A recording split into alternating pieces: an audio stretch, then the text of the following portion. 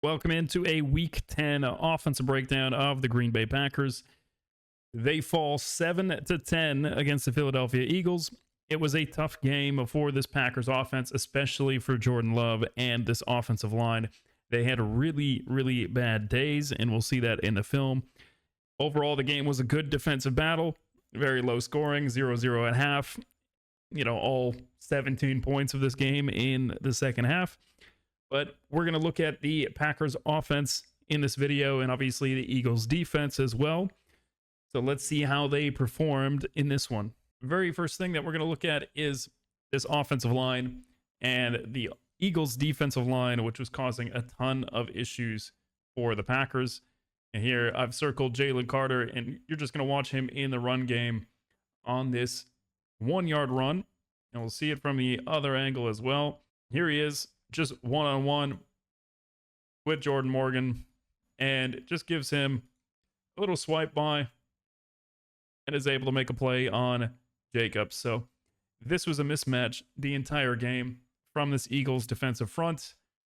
Obviously adding Jalen Phillips for pass rushing downs, who had a very disruptive game, but Jalen Carter is kind of the face of this Eagles defense, and there's just no one who was able to block him effectively throughout the night. Love took a bunch of sacks this week, and we're just going to take a look at his progression on this play. So we'll let you watch it, and you can see ends up taking a sack for a significant loss, 11 yards on this play. Let's just get back to the start, and we'll watch his feet. All right. Usually quarterbacks are told, hey, you need to have your feet follow your eyes.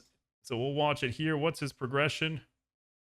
He's looking for this stick route here first, and he's reading this defender as well. And we can see that because he is playing sideways, he's playing laterally, he's essentially going to be playing in between this corner route and this flat route. So he's in a position right now where if this ball gets thrown up, he can drift back and he can make a play on it, and there's a safety over the top. But if there is a pass underneath, he can just quickly turn his hips, fire downhill, and make a play, right? So Love is checking that side. He doesn't really like what he sees, right? So we're going to see his feet are now transitioning, his eyes looking at Christian Watson. He still doesn't like it because Mitchell could potentially undercut this, and then the pressure gets there. All right, so pressure is going to get there. He doesn't like this check down. He could have taken it, but he feels someone in his lap right now. And of course, he's going to try to scramble, takes his eyes off of the receivers. You've got Watson downfield who's trying to break loose, but of course, ends up being sacked on this play. So there was really nowhere in this progression of where he could throw that ball, unless he's just going to throw it down to Wilson and hope that he breaks a tackle and gets some extra yardage. Next play, we've got a 3rd and 20, and we're just going to focus on Watson down here at the bottom. And of course, this 3rd and 20, you don't really have a lot of plays drawn up for it. So you're just going to get as much protection as possible up front. And then you're going to take this deep shot in hopes that you get a pass interference or a completion. But of course, it's essentially a punt if it gets intercepted. And I don't know why Watson does this. I'm only looking at it from this angle, but he must have lost the ball when he's tracking it, or he thought that the defender had a better angle on making this. But I would like to see him not try to break this up, because essentially if that gets intercepted, they are down at the 5-yard line, right? Worst case scenario, they intercept it, they're down at the 5. Best case scenario, if you're still playing this ball, you come down with it, and now your team is inside the red zone ready to score. So I know Watson has already put on Twitter that he regrets the way that he played this. Just wanted to look at it from the All-22 film. Seems like the Packers were struggling with very minor details this week, and this is another example. This is a designed play action. We're going to focus on Jordan Love. Right, you can see receivers going downfield. Offensive line is in a pass set, but he's going to fumble this ball on the exchange, on the play fake with Jacobs. And you're going to see that Dobbs does come open.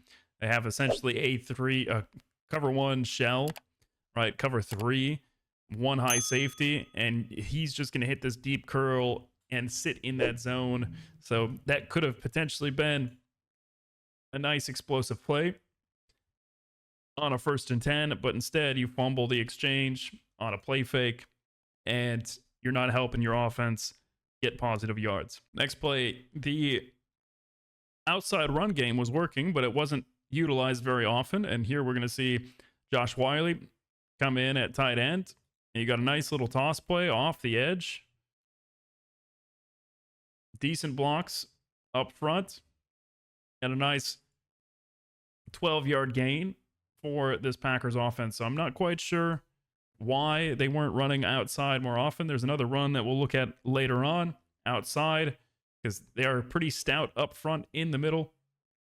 And here you get a nice 1st down run by Jacobs. So good blocking overall. But there was a lack of this outside run game consistently throughout this one. It really seemed like the Eagles just knew anytime the Packers were going to run an inside zone. This Packers offense seems like it's becoming way too predictable, and you're going to see this at the very start of this play. I need to go back. We've got Aaron Banks, who is right here, and he is obviously going to be responsible for this defender. But you can see that shift. He's anticipating he's going to have this angle, and then he's going to shift inside. And because they know it's going to be an inside zone, he's just going to slide out on the inside here. Instead of heading outside and helping his leverage, he's just going to make that contact, rip inside, and then make a play in the backfield. All right, so Aaron Banks letting his defender win inside and really messing up this inside zone for a loss of 1 yard on this play. Then in the final 2 minutes of the second quarter, you've got Watson who comes open on this scramble by Jordan Love. Obviously, you get pressure, and we can see this opening. Obviously, DeJean here is underneath Watson, and he's going to continue this route upfield. But I really would like to see, after Love steps up, he's got plenty of time before he gets to the line of scrimmage, that he just puts his ball out here in front of Watson towards the sideline, and that would be a very nice gain for the Packers. You can just see the open grass. There's nobody here, right? Obviously, there's a risk that he's going to sink back, and he's going to play off of that if he sees the ball in the air. But of course, Love's just going to tuck that. He's going to scramble. He's going to take the 1st down. So you can live with it, but of course, we know that this possession doesn't end in points, and that could have potentially been a big play all the way down to the 25-yard line, 20-yard line, putting up the Packers in a much better situation. And here you are in the red area, or near the red area, almost at the 20-yard line, and you're just going to have some issues with this split coverage. You're going to have one high safety, a low corner here as well, playing a little bit of a cloud, but playing something that I would call essentially cover 6. You're going to have half, and then, or a quarter and a half. And there's just nothing open, right? We look at this drop back from Love. I don't know where he's supposed to go with the ball here. There's no separation from any of the receivers. He's got to try to scramble, make something happen. And of course, he gets sacked right at the line of scrimmage. And I'll watch this from the end zone angle as well. Focus on Aaron Banks. And we just see Stomp's moving his feet. And Dean is just going to do a good job of driving his feet, getting past, flushing Love up. And there's just nothing else that Love can do because there's nowhere to go with the ball. Best case scenario, he's got to find a receiver near the sideline and just throw it away. But he's already taken his eyes from downfield, focused on the rush, just trying to escape, and there's just nowhere to go. Next play, it just seems like Love is trying to do too much here. Obviously gets pressure from both edges and the middle of the field. This is just not a great pass pro rep from Jacobs. He obviously tries his best to get up and fit on this defender, but unfortunately he gets knocked back. So as a plan to try to release here, he just leaks out. But of course, that's leaving that linebacker free. Love is just trying to make a play happen here, get it to Jacobs, ends up being a fumble and bounces perfectly to the Eagles for a recovery. So no points for the Packers on this possession. And in the third quarter, you start to take some shots with these deep crossing routes. There's a lot of match coverage and man principles in this Eagles defense. And here you're going to see matched up here, ends up being a holding call. But of course, look at how long it takes to develop, right? Ends up being a completion. But if we go back to the snap, here we've got the play action. Have to set up the pocket, hitch, step up, and then he's finally free, right? So these crossing routes were open because they're playing a ton of man and match principles, but they didn't always have the time, right? This is one of the few times that there was a lot of time in the pocket. He could actually step up and make that throw, but the offensive line wasn't really doing Love any favors, and there's just not that time on every single drop back to get these explosive plays. Just have this one from the end zone angle. This is just really messy run blocking, and we're going to focus on Banks on this side. You're going to get a stunt that goes on the inside, and this is just a simple split zone. So everyone's supposed to be going off to the left, and then you're going to get this motion, and he's going to kick out on the backside. But of course, Banks is going to completely miss this guy slanting on the inside. So if that slant happens on both sides, Walker is going to take here, and Banks is supposed to take here. But instead, he goes up to the second level. The first level is not secured at all, and he's just going to slide in there and get a tackle for a loss. So really, really messy run blocking from this Packers offensive line in the second half. Seems like Jordan Love is just having a ton of inconsistencies here. We're going to have Dobbs open over the middle of the field, but instead, Love is going to scramble instead, just trying to get as many yards back as possible because this is a 2nd and 14, right? So he's able to step up. He feels that pressure on his drop, and he sees the lane in the middle of the field. And I just think if he turns his body and he lets this rip, that is a first down, right? But he is not comfortable doing that. He's just going to try to get as many yards as possible. Just gets a very short gain for the Packers. Makes it a 3rd and 9. So not a very favorable situation for them. As I mentioned, these deep crossers, they were working. And here you're going to have Bo Melton, unfortunately, trying to catch with his shoulder pads. Not able to make that catch on a 4th and 9. Bo Melton had a few critical errors. Illegal formation, which we'll go over in a little bit. Obviously, the special teams play as well. Downing the ball, potentially at the 1, but he's got his foot on the line, so it ends up being a touchback. So it's really unfortunate. Not the greatest game from Bo Melton, but obviously he's been playing mostly defense and special teams. And now, due to the injuries, he's in this game. He's got to try to come up with critical catches, and he's just not able to do so. And as I mentioned just before, you've got Kennard. They brought in the heavy set quite often, and he is on the line. He is reported as eligible, which means both of these receivers have to be off. But if you're not constantly practicing with the offense, you might not necessarily think about that. You might see, oh, it's an offensive lineman. My habit is, oh, that's got to be the offensive tackle. So let me be on the line for this. But he is not supposed to be. He's covering an eligible receiver, and this big play ends up coming back. Right? This is something that changed the game. There's another deep crosser. Watson making the play, putting the Packers in a very good situation. But of course, with it being an illegal formation, can't get lined up correctly. Ends up coming back. 5-yard penalty. Next 2 plays, incomplete pass, punt.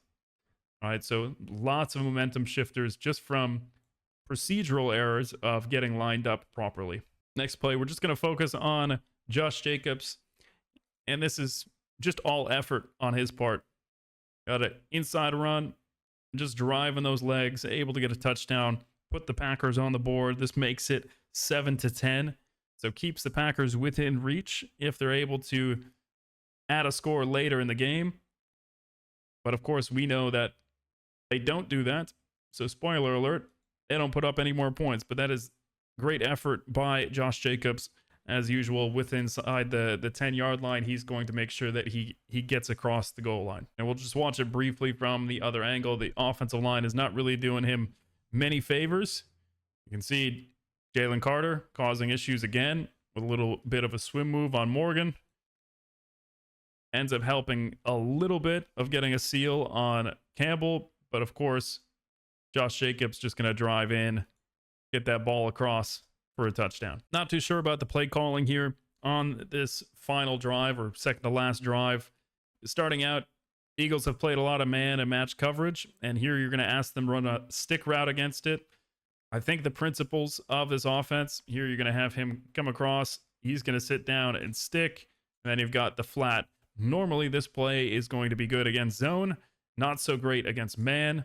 And I think the principles are, if it's man coverage, you can take that stick and you can break it outside, right?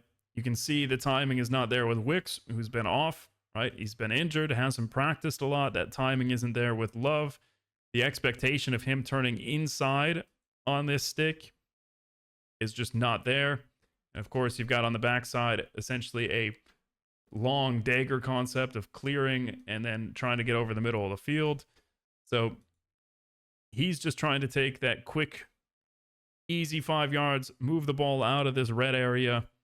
And of course, that's not really going to happen. Packers were able to move the ball a little bit on this drive, but this could have been a massive play if Josh Jacobs was able to turn the other way. This was obviously pointed out on the broadcast, but this was a designed running back delay. You can see he's trying to feint the hands, right? But if he breaks out, if he just bursts out, gets his eyes turned the other way, there is so much room. If he's ready for that on the opposite side, there is so much room on this side that he gets at least to the 50. You can see this defender falls down. So he gets at least to the 50, maybe the 40. And that would be a massive play for the Packers. But of course, does not end up happening. This delayed screen, I like the call in this situation. It looks like it's there. It's 1st and 10, right? But that could have been a major play for the Packers. Then in contrast, you've got, believe it or not, 4th and 1, an inside zone. All right, you got 2 high safeties, you got soft coverage, and it is a predictable habit now in 4th and short situations that Packers are going to do an inside zone. All right, we hear it. There's a clip going around of, hey, I think it was a Jomo. He's calling out, hey, inside zone this way, inside zone this way. Calls it out before the snap. He anticipates it, swims, disrupts everything on the inside. So Jacobs has to cut back outside. He's just trying to make an effort because he knows it's 4th down. So he's trying to make a play. He's probably trying to pitch it to Love here. Ball comes out. It's a fumble. So either way, he gets tackled short. A turnover on downs. But man, that is just not a good look. And then we go back to the very start of the alignment. You got 2 guys on the same level. Wick should be off in this situation. He should not be on the ball. So another procedural issue from a guy who hasn't practiced very much lately. We got another play. We're going to focus on Watson down here at the bottom. I think Aikman pointed this out on the broadcast, but we got to start leading our receivers to the open areas of the grass and not hoping for a pass interference. I understand the situation. 27 seconds left in the game. A PI puts you in a scoring position. So he leads him upfield in hopes that there's going to be some sort of collision, some sort of contact. Instead of just leading him forward, he leads him here to the sideline, puts that ball there. He's going to outrun both of those defenders, and there's just no way that the safety is even going to have an impact. Instead, he throws it up to the middle, hoping for pass interference, hoping for a jump ball situation. It's just a lower percentage shot when you could lead it up towards the sideline, give your guy open grass, and make a play. I just think that is something that Love can work on is, hey, let's try to take this shot, give your guy a chance. Don't throw it to that safety that's over the top, right? And unfortunately, falls incomplete. And that's going to lead to an embarrassing field goal attempt at the very end of the game. All right. McManus was a little bit slick with the timeout and able to kick an attempt for free. It ended up short, but man, this is just not great execution by the special teams. We can see snap is low, bobbled. It's directly at the knee of Whelan. He's got to readjust, throws off the timing, doesn't get blocked. It is just absolutely shanked. And I also don't necessarily agree with this situation of, hey, we've got a kicker with a quad injury. Let's trot him out there and try his best when you've got a kicker who's made a 61-yarder this year, still on the roster. I just don't understand the decision-making here from a personnel standpoint. But that's going to do it for this video. Obviously, I will have the defensive breakdown for the Green Bay Packers, which should be a much more interesting video because they played a very, very good game defensively. Unfortunately, it was good enough to win, but the Packers offense really did not execute from a very basic level. Too many procedural issues, shooting themselves in the foot, not taking shorter field goals. You could have had some 50-yard attempts. And instead, Packers don't come away with a win here. 7-10. And obviously, they've got the New York Giants next week with Jackson Dart potentially out. So if the Packers do not win against the New York Giants, then I think it's time to start hitting the panic button. Thank you guys for watching, and I'll see you in the next video.